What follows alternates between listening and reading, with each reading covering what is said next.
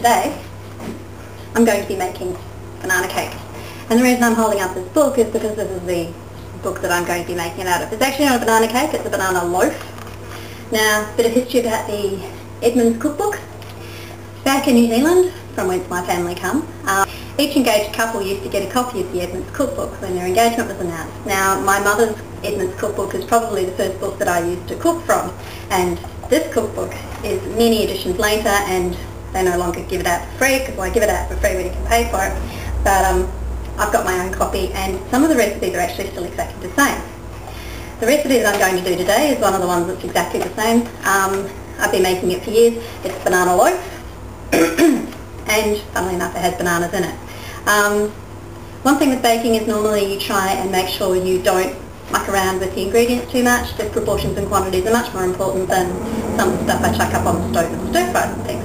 However, being a bit of a haphazard and forgetful person occasionally, I have managed to make this cake successfully without measuring the 1 cup of mashed banana about the last gazillion times I've made it, because frankly I'm not going to use 1 cup of banana if that means it's this much banana left over, or I have to use this much one banana and this much of vanilla over it.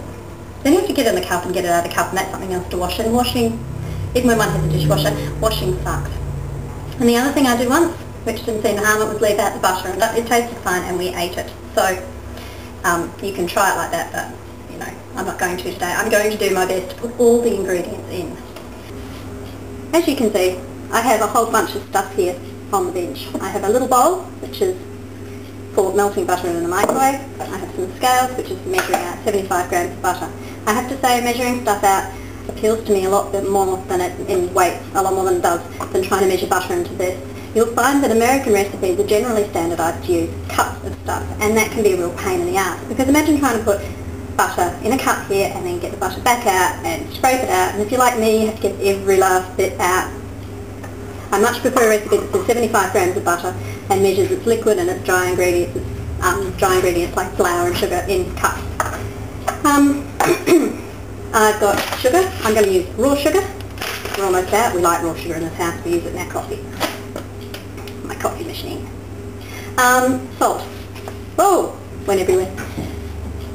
Salt is often used in baking because it helps to create a crust on the outside. So does the sugar. It's when the sugar caramelizes. Salt goes into bread because it makes it crustier. Self-raising flour. I didn't think I had self-raising flour. I was just going to use ordinary flour and baking powder, and then I realised no baking powder. It also takes 2 eggs and 1/4 cup of milk, which is good because I used up just about all the milk in my tea. And of course the 1 cup of mashed banana, and I have a lovely bunch of $1.99 bananas here. Now I reckon 1 cup of mashed banana, yeah, about right. Now, the other device I have here, the Gadget Girl, is my food processor. I am particularly partial to food that gets made in food processors. I have about 3 standard cakes, this being one of them, and they all are very quickly and easily made using the food processor. You do have to fiddle around with the method a little bit because you want to put things in the right order. I'm going to change the method. It's got sifted salt, flour, baking soda and salt into a bowl, mix in sugar, in another bowl beat eggs. Stir in milk, butter and banana. I'm going to put the butter and the banana in first. In fact, I found some walnuts. I'm going to put some walnuts in first. So the walnuts, I'm not going to eat all those by myself, so I figured I could put some of them in the milk. And banana and walnuts are one of those combinations. So I'm not even going to bother measuring it. I'll just put in my fingers right here. That might be too many. I'll fix that.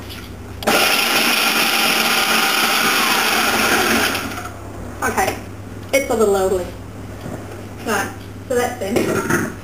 Now in order to get the banana suitably mashed, because although I like banana, I don't necessarily want big chunks. I'm going to chuck that in there. Chuck in spaghetti. In fact, that looks a bit measly, so I'm going to actually put another banana in. Banana bowl. Alright. I'm not going to put the whole thing in, because I like to snack.